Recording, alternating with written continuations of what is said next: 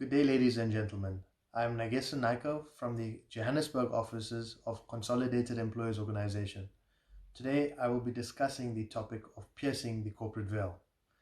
It often happens that some employers close one business and open another in an attempt to evade the law. Although the new company might be registered as a new and separate entity in terms of the Companies Act, which would normally exclude employers' liability for any legal obligations towards the closed company, the employer might still find themselves liable to the employees of the closed company, especially if the new company carries on the same business under a new or different name. This is often known as piercing the corporate veil because it breaks through the protection shield behind which the employer is hiding. The corporate veil may be pierced where it is believed that the employer purposefully opened a new business in an attempt to evade the labor laws, that there is a close link between the old and new company, and that the new company carries on the same business as the old company, and that the employees of the old company would be prejudiced if the corporate veil was not pierced.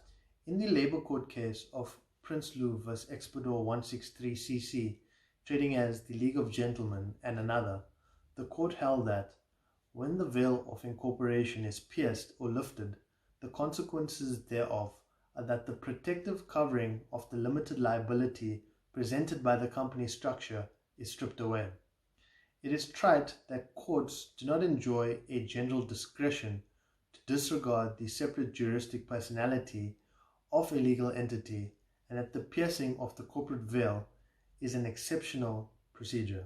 In the case of Malia vs. G7 Technologies CC and another, the employer had retrenched one of its managers while the owners of the company were still running a similar profitable business. It was found that the business was not closed down for operational reasons, but rather for the employer's convenience in an attempt to evade liability. The employee's retrenchment was found to be unfair and he was awarded 6 months compensation. Although the piercing of the corporate veil is an exceptional remedy that is not easily proved, employers must be extremely cautious when moving their operations from one business to another, as it must be done for legitimate reasons and not be prejudicial to the rights of the employees.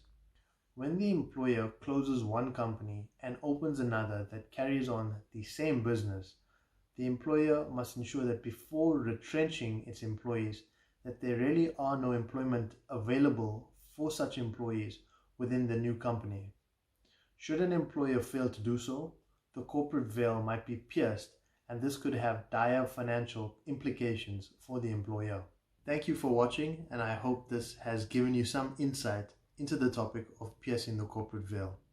Please keep an eye on our website and Facebook page for regular videos and write-ups. Thank you.